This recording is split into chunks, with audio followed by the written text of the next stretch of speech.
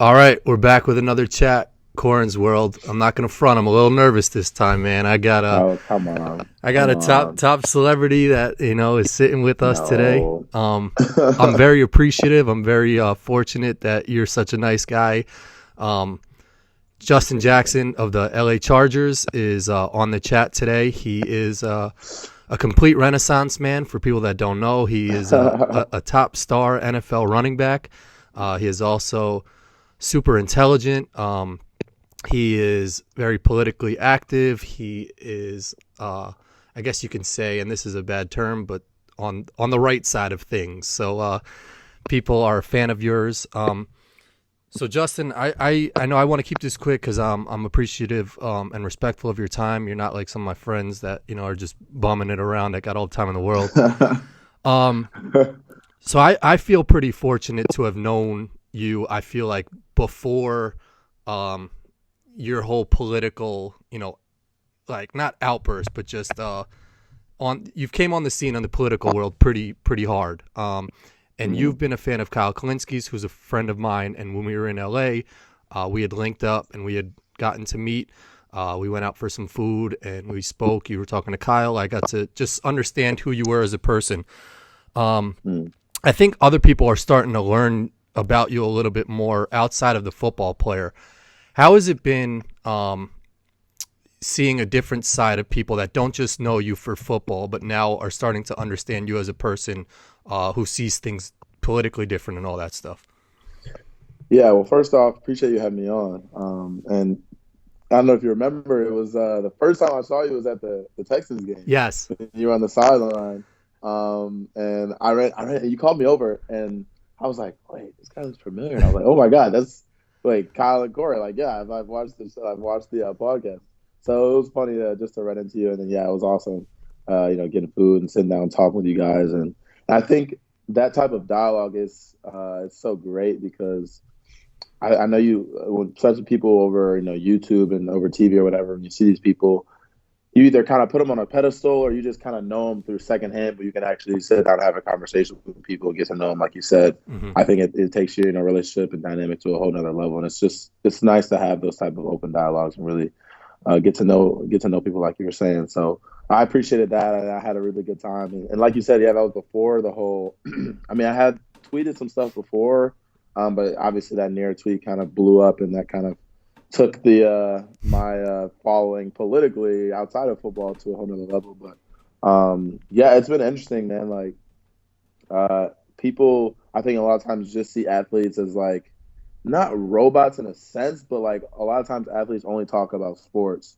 And then you see like the same old type of interviews all the time, like after games and during media availability during the week, and it's kind of like the same old type of stuff. So it is interesting to see people kind of comment on things outside of sports because I mean we are human beings, we are American citizens, and politics affects everybody, no matter what you do for a living. So that's something that I've been trying to push to people. Like, even though I'm an athlete, like you never tell like an accountant like, oh, just shut up and crunch numbers. Yep. Like you never tell anyone doing any other job in America like to not be politically involved. But for some reason, there's this stigma against athletes like that we have to be just in our sport, just comment on our sport and not on things that are happening politically that affect all of us. So, yeah, that's kind of been the thing that I've been trying to push, and then obviously trying to advocate for the candidate that I prefer in this race, and that's Bernie, and just trying to push those messages out there. I will say, and you bring up the story of it's so funny because I actually have a buddy that I interned with at the Jets a while back. This guy Dan, I won't put his last name on blast, Yeah, but it's nice. he Oh, works for my the bad. Just Chargers. did No, you didn't say it. it. And I had gotten tickets to the Chargers Texans game a while back, and Kyle had mentioned that there's this guy on the Chargers, Justin Jackson, who's a big fan of secular talks. He likes my tweets and all this stuff, and I was like, oh, that's ridiculous. That's so cool. And I had mentioned it to my buddy who worked on the Chargers. So he had got me field passes to the game, and I said to Kyle, I'm going to try and, if I see Justin, if he runs by me, I'm going to try and yell out or something like that. And fast forward a couple months, I tagged you in something of LeBron James walking out of a hotel room, and there's tons and tons of people waiting for him, and there's this young kid who all he got from LeBron was just a little head nod. Yeah. And he went berserk. Like, it was like, did you see that? LeBron just gave me a head nod.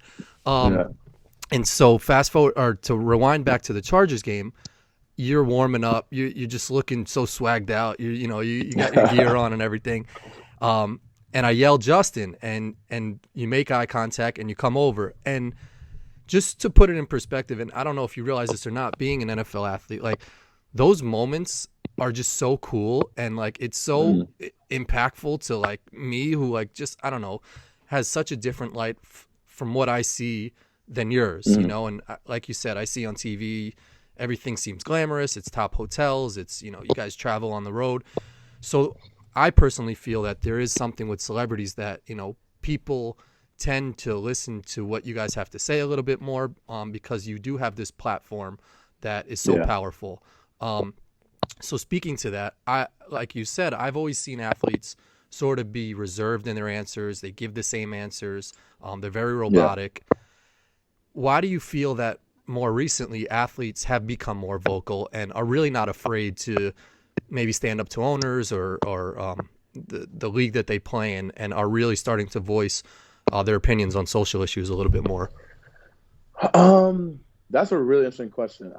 And honestly, I think it might just be the mediums are there more, right? Like, you can interact more, like, easier through like social media and all these other ways, like getting involved. Like, I can just interact with fans on Instagram. I can do Cameo. Like, I can do all the type of stuff to interact with the fans, and it humanizes us more, which I think is a good thing. And it really I feel like it pulls us more into, it kind of brings us down to like the level of just a normal fan, or a normal, I don't want to say normal person. I don't think of us as abnormal people necessarily, but like you said, we are put on a pedestal, right? Because we're on TV, we are glamorized, our lifestyles are glamorized.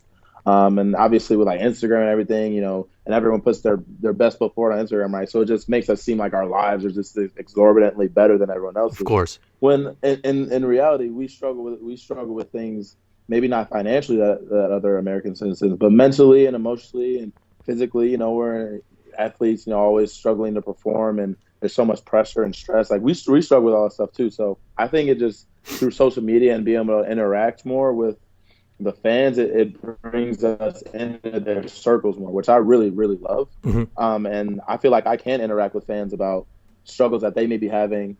And so I can learn more about that. And therefore I can advocate for those people who may be having struggles that I don't have, but I can still advocate for them. Yeah. And that's really why I support Bernie, is I'm advocating for maybe things that, I don't struggle with getting health care. I don't struggle paying off student debt. Like, I got a scholarship. I don't struggle with any of these things. But I know a lot of people, and I come from areas where that is a struggle for a lot of people. And for my family, especially my parents, growing up in working class, poor neighborhoods, like, that is something that policies need to be advocated for to fix that. And so even though I'm removed from it now, like, I can still advocate for those people because I have empathy for them. And I think that's something that's so important. And that's really what Bernie's campaign is being run on, is having that empathy and compassion for other people.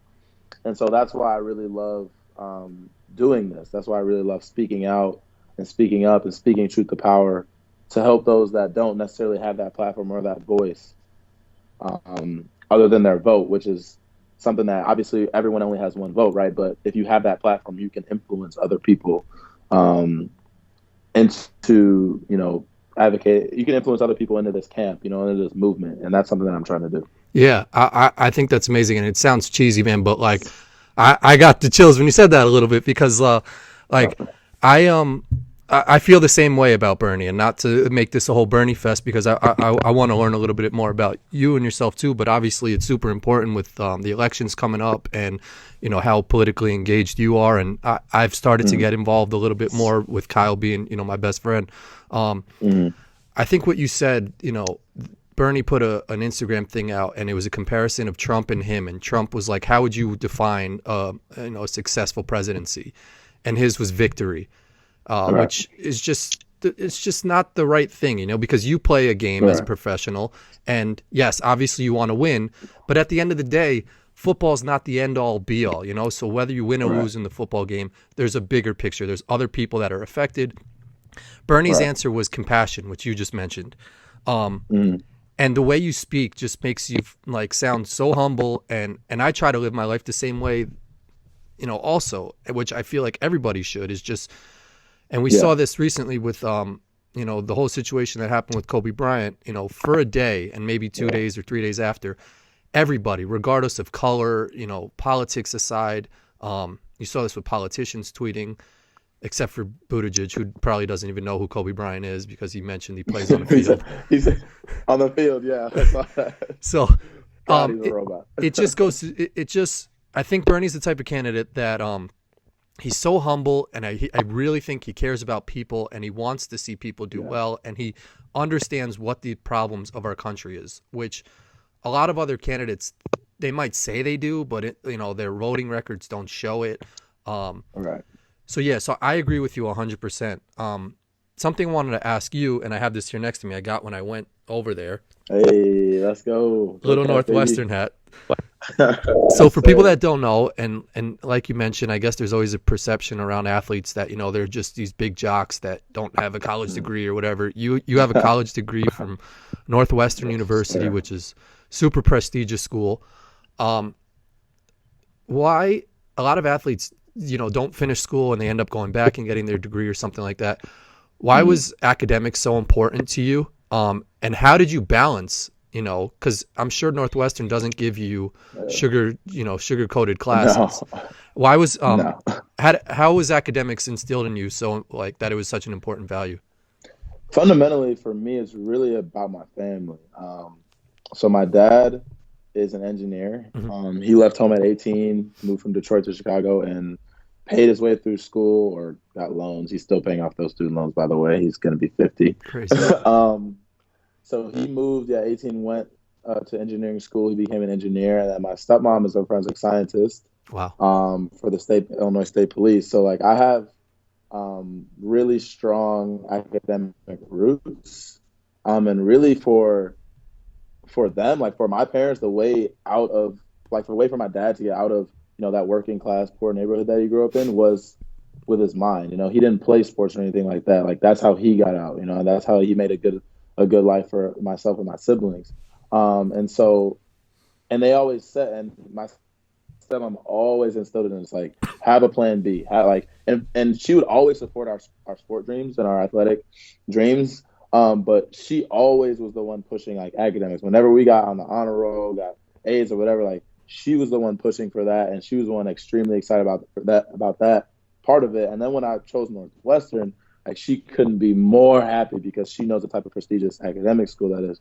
So that really, it was instilled in me early that academics was like something that you had to keep up, like, or you wouldn't be able to play sports. Like you had to finish your homework before you went outside, like all that type of stuff. That's just how I grew up. So it kind of was just instilled in my head at a very early age, like how important that was. And then once I was able to think for myself, I understood how important it is to get that education, because you need to have something to fall back on when your football career ends. Because even if I never made it to the NFL, or even if I did make it, you never know like when that is going to be over. And so I always wanted to have other interests. Like I wanted to have something to do after football. And even though football is so much of my life, like I love it so much. I love the game. I love my teammates. I just love everything about it. I have other interests, and I am a human being outside of playing football. And so like I like getting involved in other areas. And so I think that's just a part of just having that academic mind and having just an interest, just an academic interest in other fields. And so that's something for me that was kind of, like I said, instilled in me early. And then once I kind of had my own conscious mind and thinking for myself, it's something that I kind of expounded upon, and it really just grew. I guess it was like a seed that just grew inside me, and is still growing to this day. I love learning about like politics. I love learning about music. I love learning about so much stuff. So, um, yeah, I guess that's kind of the roots of it all. Yeah, that's amazing. So you mentioned that you have a whole bunch of other hobbies, and obviously Yeah, outside of football, we've seen the political side. I follow you on Instagram, so I've seen um, you're very passionate about your friends and their music and stuff like that. yeah. What are some things that you are doing in your off season, besides football, that maybe take your mind away from that? Yeah, man, I mean, other than the politics and stuff like that, which I try to stay up on during the season, but it's just not as much time. So I have a lot more time now to do that Hmm. and learn more about that. And obviously, it's with the presidential Yeah, primaries coming up and everything. It's going to get heated. So definitely excited about that. But outside of that, I really just like going to visit my friends, like taking trips for weekends. Like a few weeks ago, I went and visited one of my best friends in Phoenix. He lives there with his girl. And that was my first time really in Phoenix, just this yeah, new city, just going out, having a good time. Like, and it's just so nice because I mean, the season is just so unbelievably stressful. Like, you wouldn't even know. So, like, just having that time to decompress is awesome. And man, like, my friends are like everything to me. So that, like, being able to go and just chill with them and just have a good time and make memories, like, that's the best part about life to me. And I mean, coming up, I got trips planned. Like, I'm going to see my cousin. She plays for Florida State. She'll be a senior. nice. She's a senior this year. I heard it's a So terrible time down in Florida State, so don't go out and party there. Just right, kidding. right. No, trust me. I watch her Snapchat and stuff. She's always out and about, and I heard it it is looks like wild in a really, Tallahassee. really good time. So like, I'm going to visit her with my family to watch her play and like just be able to do stuff like that for me is awesome. And then like musically, I love like all type of music. But I've been able to kind of go visit like some of my buddies in bands. Like recently, I was with my buddy Bryant and the guys in Iperville for a music video shoot, which I was able to have like a little cameo in, which was unreal. Like, just to be on a set of a music video, like, I never thought I'd do that. Just doing stuff like that, like, I love. And man, it's like that's like in the off season you are able to kind of be like a regular human being outside of your job and just do these really cool things that are memories that'll last a lifetime. That's awesome. So from what it sounds like to me, and even you just doing this podcast and wanting to meet up with Kyle and stuff like that, it just seems like you're still just so down to earth and like. And again, I look at you as this NFL superstar, scoring touchdowns and all this stuff. Has there ever been a moment, and do you feel like a celebrity, or like do you feel the influence that you have over people, like in certain situations? I mean, I guess I'm realizing more so, like, especially through like tweeting about politics and having like this opinion and being outspoken about it. Like, people really do like care. And I was asking I was telling one of my buddies, like, once like the tweet kind of went viral and everything, I was like, man, I guess people don't even care about sports. They just care about politics. And he's like, no, man, they love the crossover. And it really is like, they love that, you do this, like, I do this for a living. Like, this is what I do. This is my job. And I love it, but I'm also interested in other things. I'm also knowledgeable about other things. And I think people really like that and really appreciate that, especially because, like you said, not a lot of athletes are very outspoken about these things. But for me, man, like, I don't know. It's like I never like I never in the past or even now like looked at myself as, like I said earlier, this abnormal human, like this superhuman type person. Like, I'm just a dude and I'm good at a sport. Like, what I mean? I just happen to be good at a sport, what I mean? And people happen to love to watch that sport, what I mean? Like, and there's other people that are great at their job, just might not be something that people like love like looking or watching do. That's why I really appreciate other people who are great in their own way, in their own thing. Like you and Kyle, you guys are great as a podcaster, you're great as a Thanks. YouTuber, great as a, political commentator. Like, and that's why I really appreciate that type of stuff, because I see beauty in art and I see beauty and greatness, not only in sports, but in everything. That's why I love music. That's why I love politics. That's why I love Bernie, because I think he's been great pushing things even when it wasn't popular, Yep. but he's had that integrity and he's had that foundation that he's never strayed from. And so, like, I really see beauty in this type of stuff. And now, man, I'm kind of sounding like my humanities teacher from college would like, or from high school would really be proud of me right now, talking about like beauty and art and stuff like that. But It's no, true. like, I really appreciate that stuff, and I really believe that, and that's why I love meeting people who are in different fields and just hearing them talk about it and hearing them explain things, and yeah, I really have an appreciation for that. How so? I know how it feels on a very small scale to like sort of just get very positive support from people on Twitter when I tweet something out, because I feel like if you support Bernie, which I mean, I both think we agree he's the perfect candidate to run this country. People are very supportive. They'll always back you. And that's just in the Twitter bubble. How has it been on the reverse side of it, maybe going back into the locker room the next day and having someone say something to you, or maybe a conservative that you've met? Because I'm sure you talk to political pundits on the other side. How's that been? Yeah, no, what's awesome, and I always say this, what's awesome about an NFL locker room, even more so a college locker room, because we're around, you're around your college buddies way more, your college teammates, because you're living with them, you're working out with them, eating with them, going to class with them. So you're literally around each other 24/7. And there's 100 guys in there from all over the country. So you really do get a sense of different political ideologies, even somewhat social ideologies. Not a huge spectrum on that end, but there are marginal differences. And so you really get to talk to these people. Like, these are your brothers. You love them. You do anything for them. And they disagree with you on stuff, right? So, like, that's where I feel like I can have these conversations and not get super offended by someone bringing up facts or someone disagreeing on the substance of something. And so I feel like, and that's why I always laugh at these like career political people, whether they're political operatives or politicians, who can't take the slightest bit of criticism that is based in fact and is on substance, not a character attack, but just a substance attack, an ideology. I can't say that. I don't even know how to say ideologically. Ideological difference attack. They can't even take it. They just block you and block it out, and that's really I think that's really why people appreciate politicians and people that can admit when they're wrong and actually kind of take on a good faith disagreement, good faith debate on an issue. I think people really appreciate that. And I think I learned that through college and through the NFL, because you are around Republicans, people who vote Republicans, people who believe, taxes should just be slashed, all that other stuff. Like, they honestly believe that. And you're not just going to be like, really? You really believe that? Why would they say that if they didn't believe it? Yes, they believe it. Now, how are you going to bring forth your side of the argument and debate them on that? And maybe you won't completely change their mind, but maybe they'll do more research. Maybe, eventually they'll change their mind. Like, that's how you get people to agree with you. It's not just by just being like, really? You honestly believe that? Dude, you're stupid. Like, that's not going to do anything. And I wouldn't say that to my brothers anyway. I wouldn't say that to people I love anyway. So that's kind of how I've learned to come to this political arena and be able to debate in good faith and not just disparage people. Yeah, that's awesome.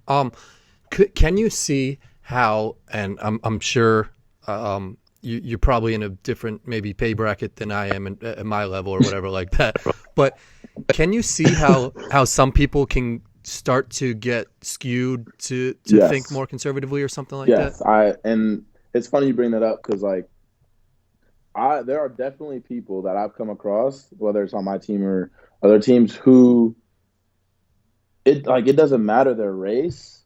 And I guess what I'm trying to say is I think class is much more of a reason why people will lean conservative or lean liberal than race. When you get to upper income brackets, I think you see more even black people that will vote for a conservative. And for me, like, like I said, I don't like disparaging people, but for my ideology on that is like, one, I'm already paying 50% tax in California. So I'm already paying half a paycheck in taxes. It's like, where are those tax dollars going, right? Are those tax dollars going to help people? No, people still can't afford their health care. People still have student debt. People still can't afford to have medical debt. People still have all these issues, and I'm paying half my paycheck. So where's this money going? Yep. Right. So like, I think the whole thing, and this is where the Democrats have gone so wrong in messaging. It's like, they'll be like, okay, we're going to give a middle class tax cut, instead of saying, no, we're going to take the taxes you're already paying and we're going to actually make those taxes work for you. You'll pay taxes, but guess what? You won't have healthcare premiums. Guess what? There's never going to be medical debt. Guess what? Your prescription drugs are going to be way lower. Guess what? You're not going to have this student debt, right? So it's not like the Democrats, and the reason they don't argue that is because a lot of them don't believe in those policies. So they have to argue on the Republicans' playing ground, saying, oh, we're gonna give the middle class a tax cut. Like, you know what I mean? So like that's where I think it's interesting to see, like, you can almost tell where someone has been getting force fed their news by the talking points they bring up. Yeah. And so I've noticed that too. Like I've noticed that in the spaces that I've been in NFL spaces, college spaces, like I've noticed that as well. So it's just interesting seeing that. Um, and you can really, like, you start to believe things when you're pushed this propaganda. And so I don't necessarily, like, I don't blame people for believing these things. Like I will just want to engage in a debate on those merits and tell my side of the story, and you can tell yours, and then we can go our separate ways and research more and try and figure out what we actually believe.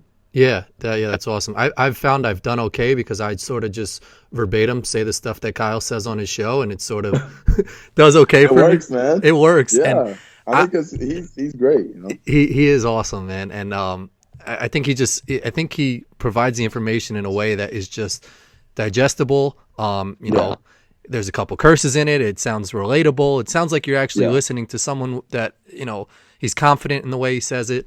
When yeah. did you um start to really understand that our system was, you know, corrupt and, you know, it wasn't really helping people? Like I've seen you and Kyle, you know, Obama's great. I don't have any disagreements with him as a person, as a family man, but he has had some policies, you know, in the presidency that didn't go well, just as Bush and all He these other bad legislated presidents. like a moderate Republican, like he Yeah. said he did. Like that's just the truth of the matter. And it's interesting because, right, as a black man in a black community, like having, especially speaking with older black people, it's like it's almost taboo, right, to Hmm. criticize Obama because of the symbolic value he and his presidency had, his election had. Yeah. Because a lot of, I like think about it, like my grandparents marched with freaking Martin Luther King, right? Like they didn't think in their lifetime there'd be a black president. Are you Yeah. kidding? Right? So it's like, and that really is the saddest, most tragic part, is that instead of being that progressive champion and me being like, oh man, Barack Obama was the best president ever. I can debate you to the cows come on that. He didn't legislate in the manner that as a country we needed him to do. He just took incremental steps forward as far as healthcare and on some other things. The Iran deal was great, Hmm. but even some things like opening the Arctic to drilling, bailing out Wall Street, like all this type of stuff wasn't the things that we needed as a country.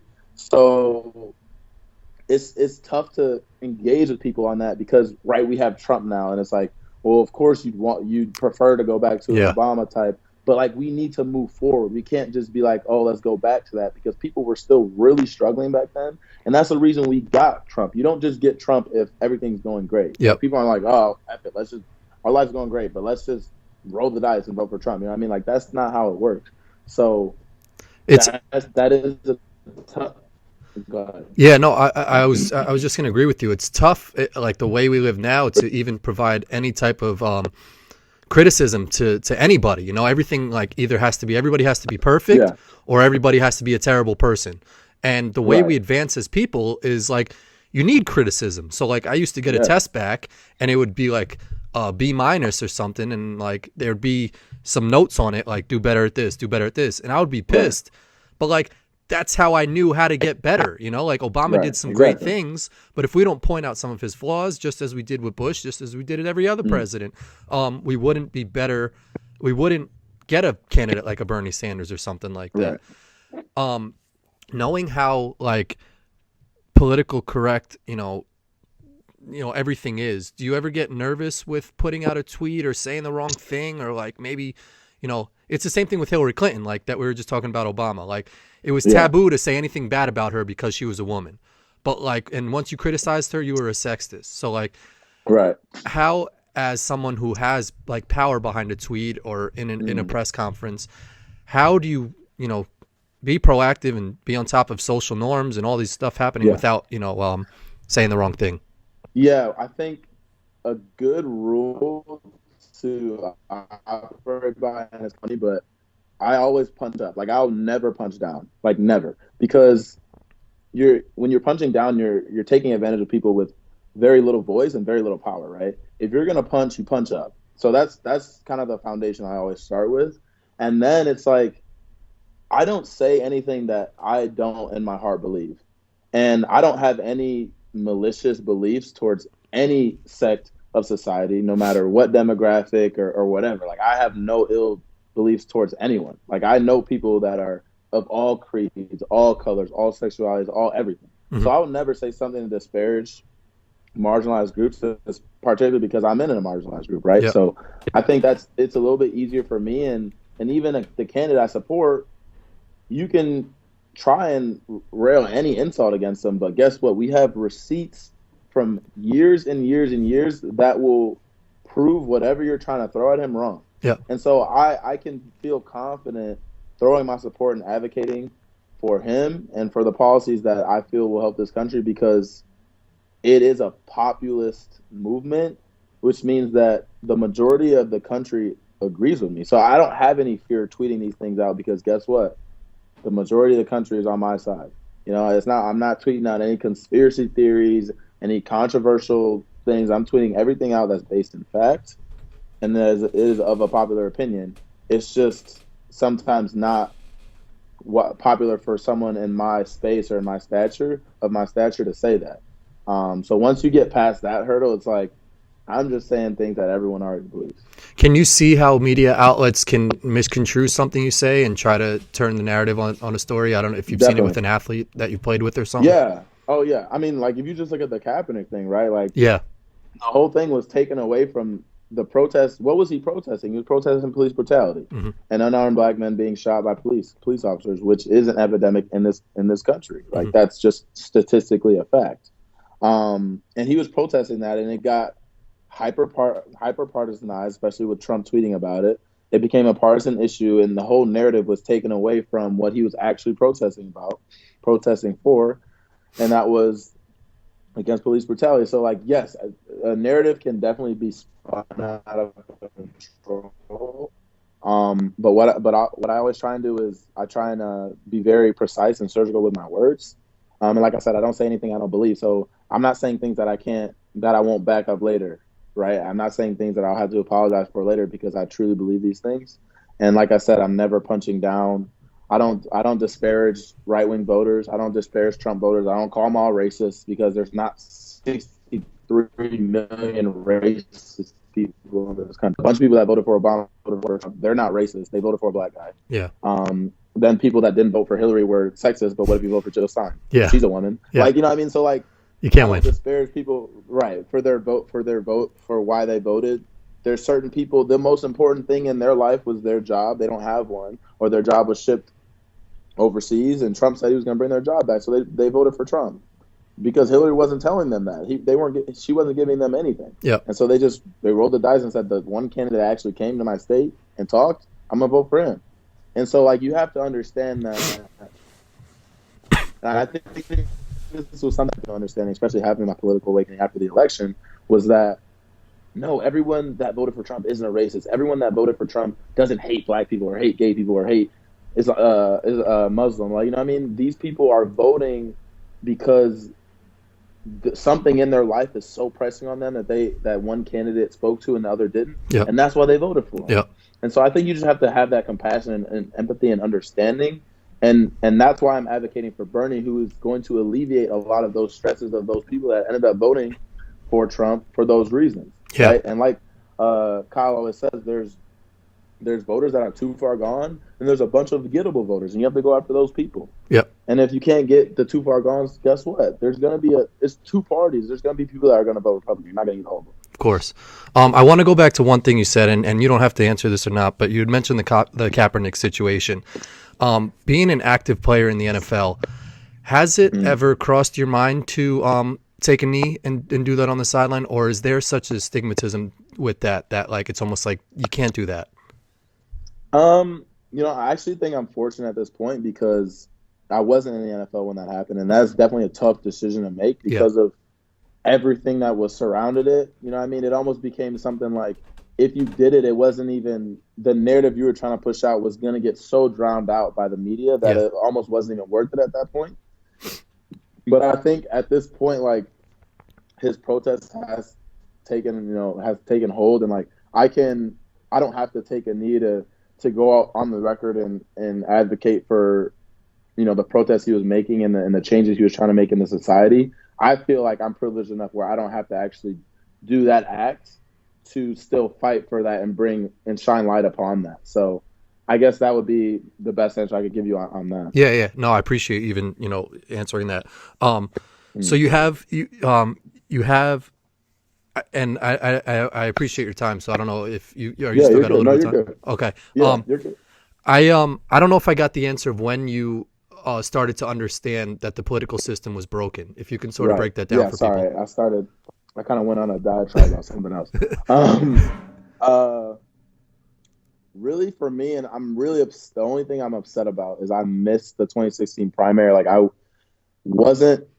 Well, what's really sad and what really kind of speaks to the media, the control of the narrative and the stories, is I didn't even know about Bernie until one of my best friend's girlfriend was like, oh yeah, I'm definitely a Bernie girl. And like, that was the first time I'm like, who's Bernie? Like, I don't even know who Bernie is. And this was like late in the primary, where pretty much it was already over. And so like, I hadn't even heard about him. And Crazy.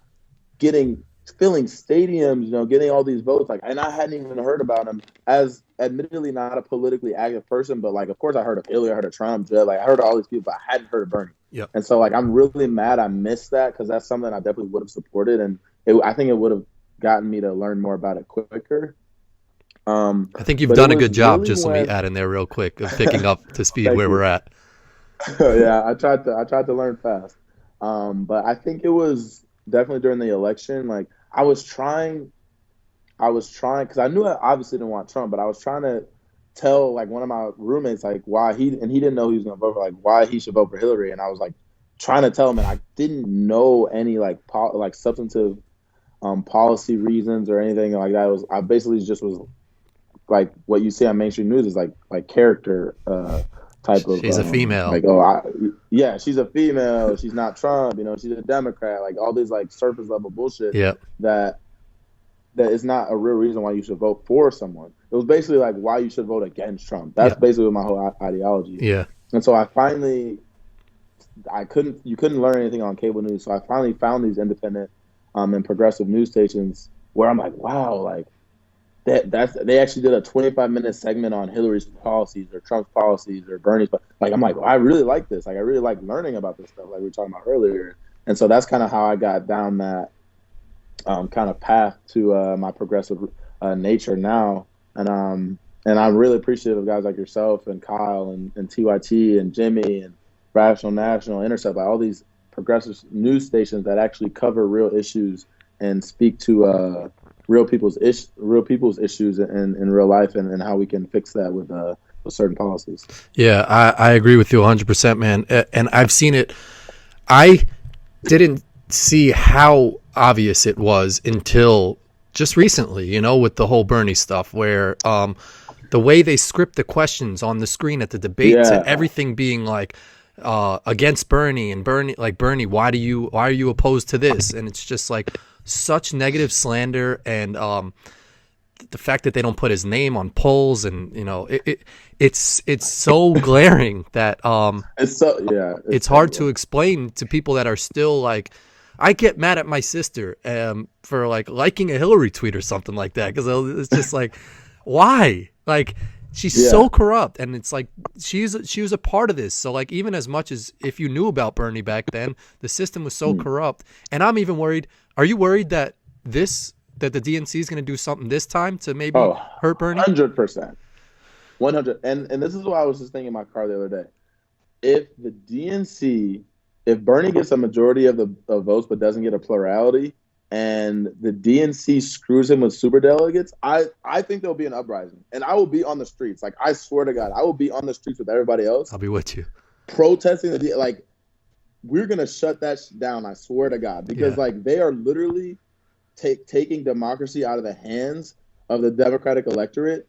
And they're not gonna fucking get away with it this time. Like, I swear, I will be so angry if that happens. Yeah. And they're setting the whole convention, the rules committee, they're setting it up that this is going to be the case. I know. And I've been worried about this since they had the whole reform where they took the super delegates off the first one, but kept them on the second one. Like, and then all of a sudden there's 30 candidates, okay, like they're just trying to get make sure that Bernie doesn't get a plurality. Like they're just setting it up for this because they're scared of him. They know his movement's popular, and they know he's probably going to win once he people hear his message and he stops getting just shit on completely in the media, like every single debate and every single news story and everything, and it just kind of washes right off of him because people see through their bullshit. Like people see it now, and I don't think they understand that people see it. And the more they shit on him, the stronger he gets. Because people fucking hate the corporate news. Like, what don't they understand about that? Yeah, I couldn't agree with you more, man. And like I said, the debates, and then the whole New York Times endorsing the candidate, and how pompous those people looked in the interview, like Klobuchar. Yeah, like we give a shit who 1%.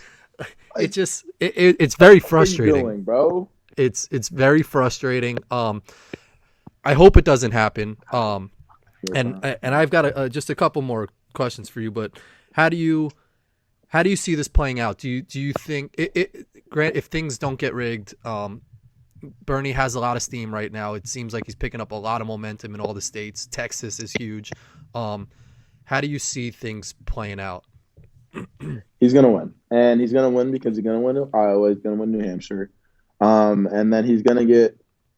I think those people like myself in 2016 who weren't really paying that close of attention, once they're like, "Oh, this guy just won the first two or three primaries. Like, he must be legit. Like, I don't really know much about it, but he seems kind of honest. I'll vote for him." I think he'll get those voters. I think a lot of Biden support is default support where people like don't know much, but they know he was Obama's VP and are like, all right, whatever. Yep. And I think it's hard sometimes for us when we're so engaged in the political arena to step back and realize that a lot of people work in 2 or 3 jobs, kids, debt, like they just don't have a lot of time to keep up with this stuff. And when they're like when Bernie's not getting positive coverage on mainstream media, mainstream cable shows, and they're only watching an hour, maybe a news a night. Like once they're like, I mean, they can't say he didn't win the primary because he won it, right? So I think once these people start being like understanding who he is and how he's got this momentum, they'll jump on, and Biden will probably keep telling people to vote for someone else, which I'm kind of glad he's doing that. Yeah. He'll keep melting down, and I really think it's a 2-man race, honestly, between those two. I think Warren's, with her little stunts, she's fallen so far down, and Buttigieg isn't really a serious candidate considering he doesn't even know that Kobe Bryant played on a court. So we'll see, man. But I'm really excited, and I think if Bernie goes against Trump, he whips his ass. Same, yeah, I agree. Just going to Twitter real quick. How do you decipher who you're gonna maybe not go after, because that's not the right word, but like I feel like there's tons of political activist people out there that need to get someone to go after them. Yes. So you had a viral tweet on the lady was Neera Tanden. I didn't even know the story, and like you posted pictures of email things she sent that was all public knowledge. How did that catch your attention, and how Buttigieg was one of your victims? Like how often do you want to go after people? Like what's your mindset behind that?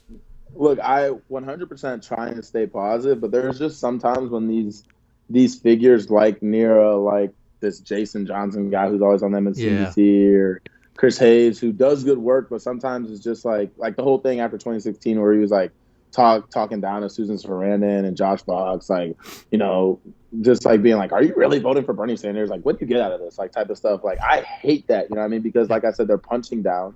They're disparaging people for supporting a candidate who actually support, like he's actually advocating for the policies that we believe in. So of course we're going to support And him. They say a lot of hypotheticals too. Like Chris Matthews the other day, I think said Bernie Sanders wouldn't help someone on the side of the road. Like you're on air saying this shit. Like yes, they're on air just spewing bullshit. Yeah. And then there's no repercussions for it. There's no consequences. They get everything wrong all the time. Yep. Like this Jason Johnson guy was like, yeah, Bernie will be out by like August. This was like last year. Of course, and now he's surging, and now he gets to go back on that news station. Yeah. Why? He was completely wrong in a without facts. They just go on there and say stuff without facts, without evidence, and it's just like the lady that was like, yeah, Bernie Sanders makes my skin crawl, and I don't even know why.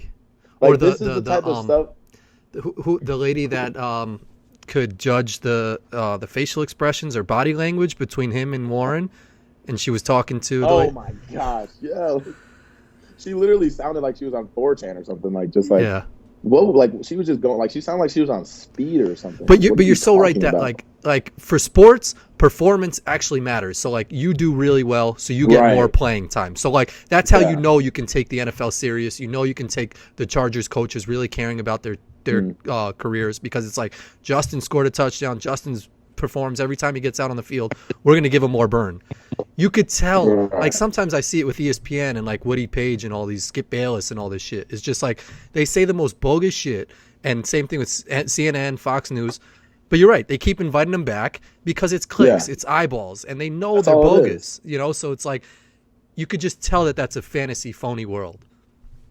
Yeah, and it is becoming more apparent that MSNBC, especially, and CNN are just Fox News Yep. of the left. Yep. Like it is so clear because if they really cared about beating Trump, right?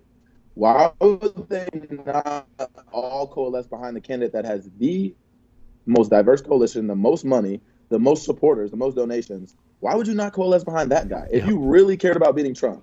Because they don't. Yep. They much more care about continuing their way of life, their corporate owned money coming in from corporations and special interests, than going to a system that Bernie is advocating for, which is a system of the people. Why? Because it strips them of their power, and they never want to lose that. Yep. They never want to lose their power, and that's why the corporate media hates social media. They hate these independent progressive news outlets in print and online, because people listen to them and people call, because they used to be the arbiter of truth. They used to be the arbiter of all this, kind of how people get Voice their of information. reason. Now people are just bypassing them. Yep. And they hate that. Yep. They couldn't hate that more. That's why they're trying to get Facebook to deplatform all these people and all that type of stuff, like, because they just want those voices out there stripped away, and for people to rush back to them, and it's just not going to happen. Yeah.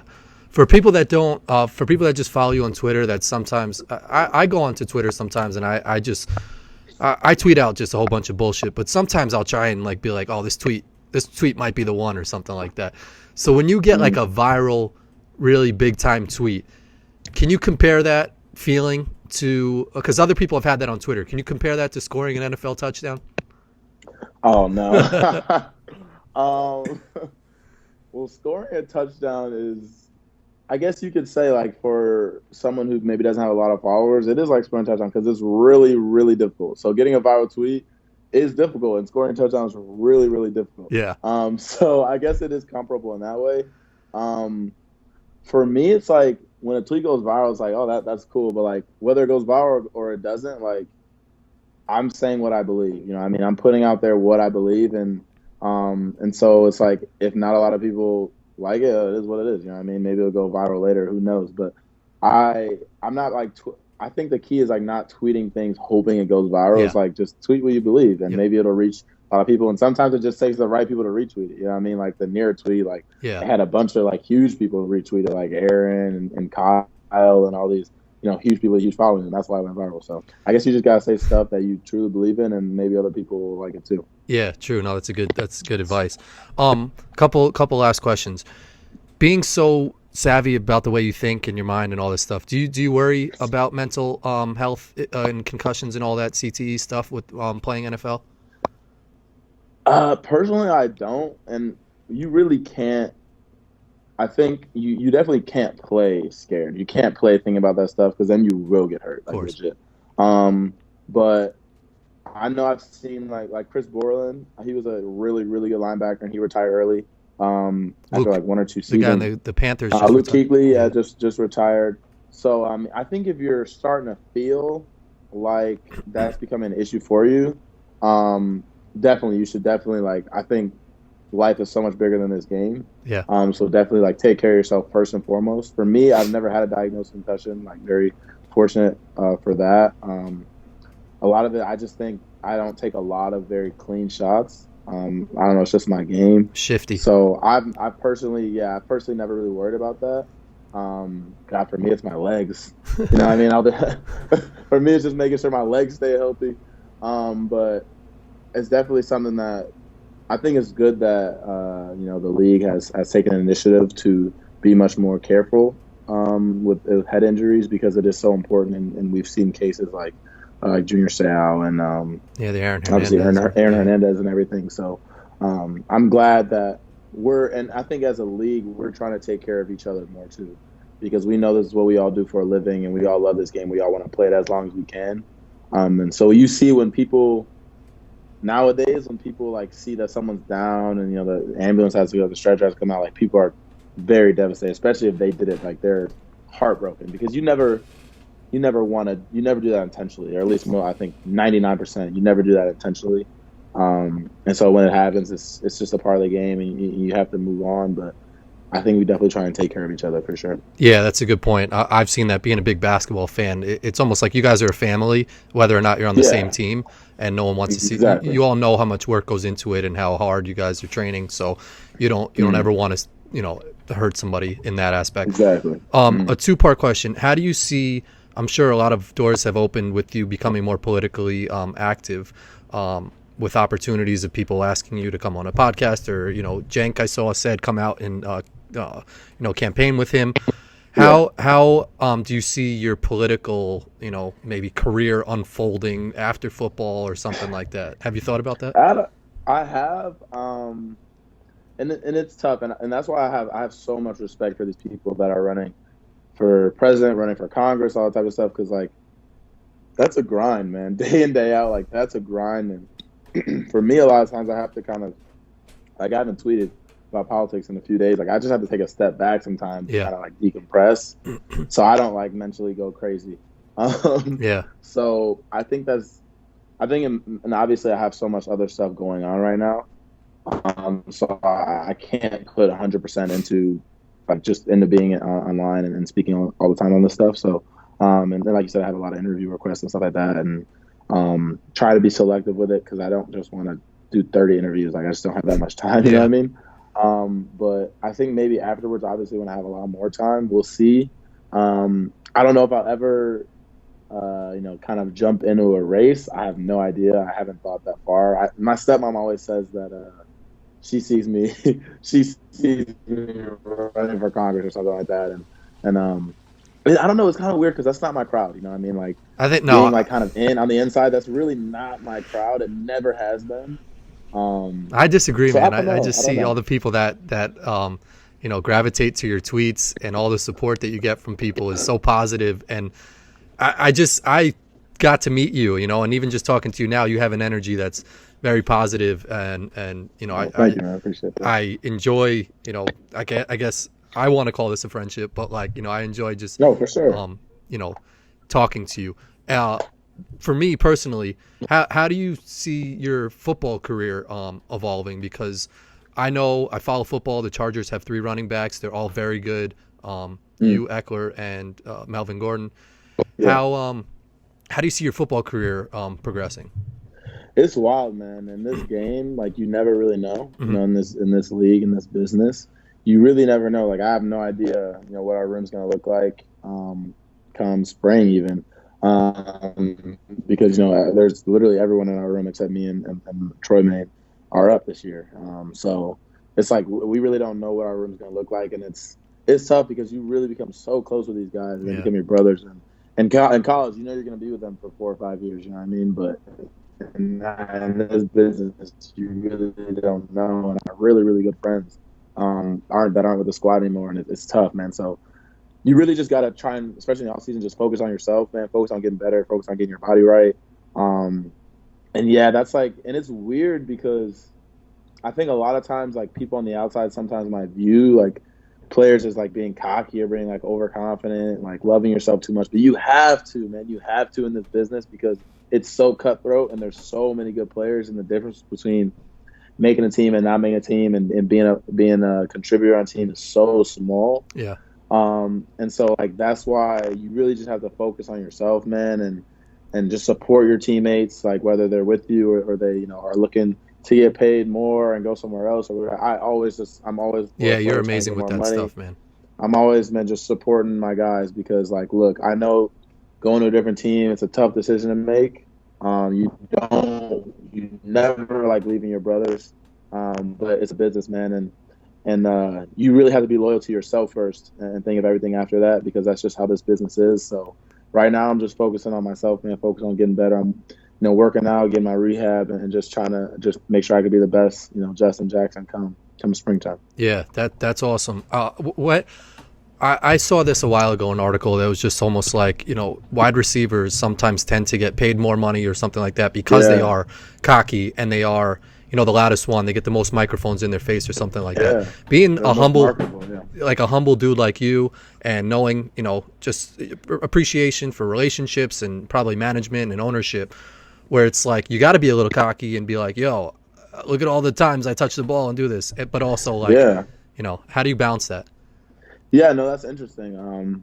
You have to advocate for yourself, like you're saying. You have to advocate for yourself, because sometimes there might not be other people advocating for you, right? So you have to be a self advocate. But what I always do is, I just let the film talk, man. I always go out there day in, day out, whether it's the off season or in season, work my ass off and put good things on film. And then I think everything will take care of itself after that. You can have a big personality without being, you know, talking crazy or getting in trouble and all. You can have a big personality and still it could be in a great way. I think like Christian McCaffrey, he's super Yeah. marketable, super great guy, had an amazing season, and you've never heard of him even coming close to getting in trouble. So I don't think it should be misconstrued that you have to be this controversial huge voice to have a big voice and be marketable. And so that's just for me, it's literally just being myself. Yeah. It's whenever the social media team comes around and they want to do something, like I'm down to do it. They're great, Whether by the it's way. I I know went through their they're Twitter. literally the best. Yeah. They're the best, man. And Megan, she's the one that runs it. She's just awesome. Yeah. And so it's just developing relationships with those guys, and something that my coach in college told me I'll never forget. He said people tend to do things for people they know and like. Yep. And so really it's just about being yourself, being kind. And then, you'll get the social media people will ask you to do more stuff. And like I said, I'm just going to be me. I'm never going to compromise myself for anything, my values for anything. And I think if I do that, I think everything outside will take care of itself. That's awesome. Last question I want to ask you. This past weekend, I don't know how you feel on the situation. So again, if you don't want to answer a certain way or whatever, but I was affected pretty hard with it, with the Kobe Bryant news when he passed away in a helicopter crash. 9 people died. A couple young girls. I met Kobe once when I was working with the Knicks. He was, back behind the locker room because he wasn't playing. But he was standing around talking to everybody, smiling at anybody. No one was bigger than him, and he's Kobe Bryant. Yeah. A couple of my buddies took pictures with him. He gave me like a little head nod. Just seemed like a genuine person. He seemed like a real dude who just understood people. You posted a picture that I guess he came to a Chargers practice, and you met him, and you play in Los Angeles. What, if any, impact have you felt, and what was that experience like meeting Kobe Bryant? It was amazing experience, and it's crazy. And I always say this, like, for a lot of us, like, I'm playing with Phil Rivers, I'm playing with Melvin Gore and Derwin, like, and I'm semi-famous to a lot of people, right? So like, we don't really get starstruck too often, but when Kobe comes around, like, it's Kobe Bryant. Yeah. That's a legend. So we're all like sitting there like kids at the candy shop, like we're a kid seeing like Kevin Durant or LeBron. Like that's how we feel, you know what I mean? So like for him to come by and talk to us, and man, he was just the most down to earth guy and just imparting his wisdom on us. And then afterwards taking pictures with everybody who wanted it, talking to whoever wanted to talk to him. It wasn't like, oh, he's going to talk to us and act cool and the camera's on and the camera's come off. He's like, he's kind of standoffish. No, nothing like that. Like he was literally just, to me, it seems like whoever he's talking to, and this is something I really appreciate because it's tough.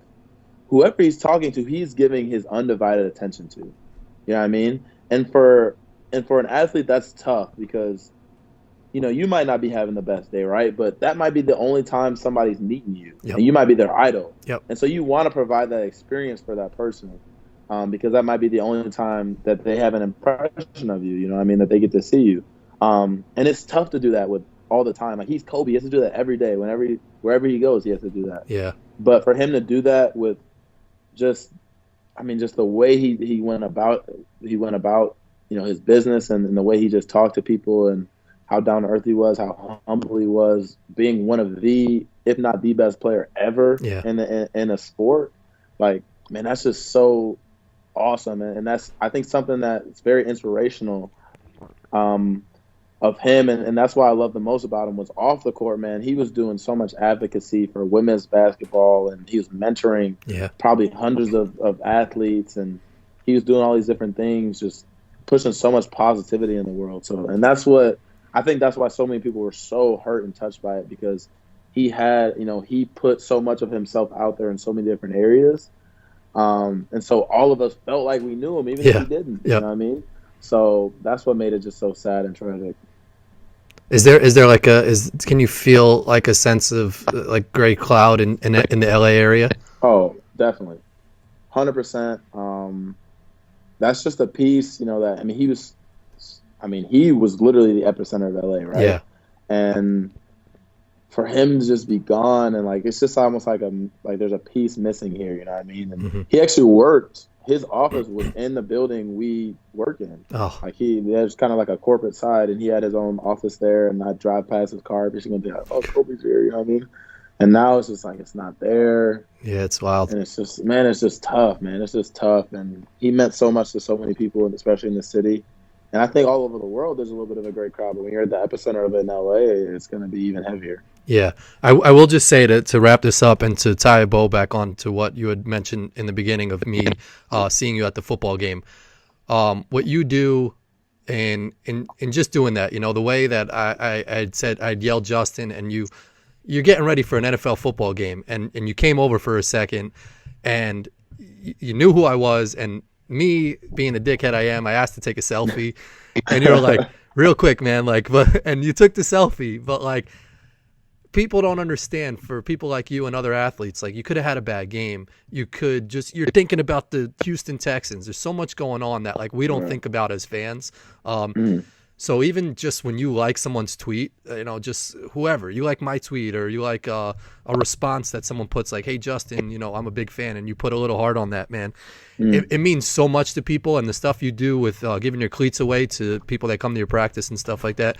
I have a lot of respect for you, man, and I appreciate that, man. I really appreciate you doing this, and I'm so happy that, like I said, you're a fan of Kyle's, you're a fan of Bernie's, and even if you switched over and you're a fan of Klobuchar or something like that, which will never happen, right? I'd still have so much respect for you. So thank you for doing this. I'll be following, of course, whatever you put on Twitter and your off-season workouts, and obviously the NFL workouts. So any final words or anything? Yeah, man, I appreciate you. Thank you for having me on, and I guess you got to go take care of your newborn. Yeah, man. It's congrats on that. It's so cool, man. Appreciate it, brother. It's a wild time around here, but my wife's she's the warrior. I'm sure, yeah. Thanks, Just. Good luck with your move, and I'll talk to you soon, brother. All right, brother. Appreciate you. Take care.